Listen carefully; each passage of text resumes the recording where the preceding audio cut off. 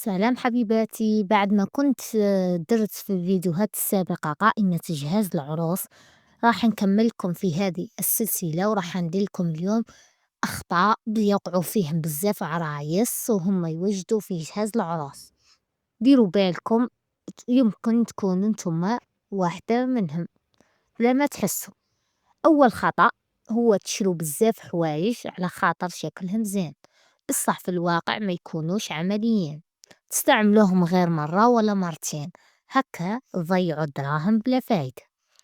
الخطأ الثاني نركزوا على الشكل وننساو الجودة، حاجة اللي تشريها رخيصة وتفزد من أول استعمال ما راحش تفيدك.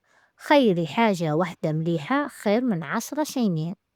اشروا الكاليتي على حساب ما اشروا الكاليتي على الكونتيتي، تعجبكم حاجة ولا زوج زينين خير من 10 تحشموا.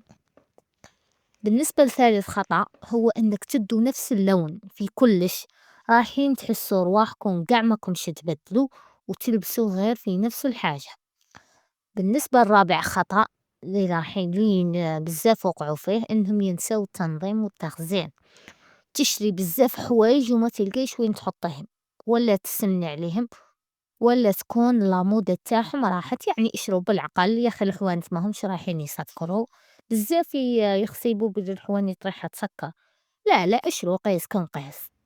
خامس خطأ انكم تكثروا القش، بعدها تروحوا تحصلوا وين تحطوه. صرتوا هاللي عندهم دار واحدة بارك، صرتوا اللي يسكنوا في دار العائلة تعد عندهم قد دار واحدة ويلقوا عندهم القش بزاف وبعدو ما يحصلوا ما يلقوش وين يحطوه.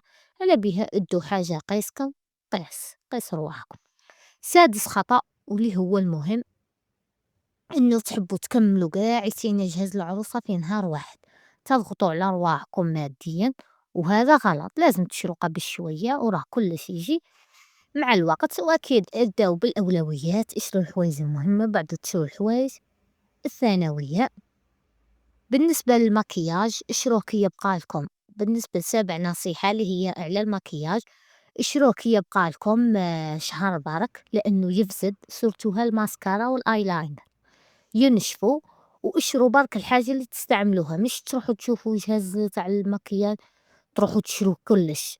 لا لا، اشروا قال الحوايج اللي تستعملوها باه ما يبقاوش قهاف وما تكونوش ضيعتوا دراهمكم.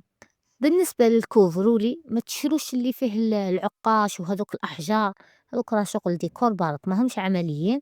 وإذا حبيتوا تشروا على جال السخف على بالي تسخفوا عليه، اشروا واحد برك.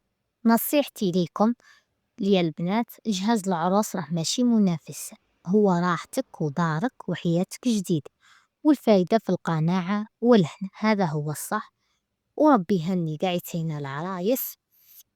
وقولوا لي في التعليقات وش هي الأكثر الحاجة بالنسبة للمزوجة، شنو هي أكثر الحاجة اللي درتوها وانتم غلطتوا في درتوا خطأ في الأخرى، باه كامل بناتي يستفادوا.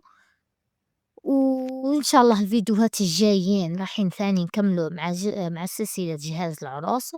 المهم البنات، لا عجبكم الفيديو ما تنسوناش الجيم والاشتراك في القناة فضلا وليس أمرا لكي يصلكم كل جديد، وسلام.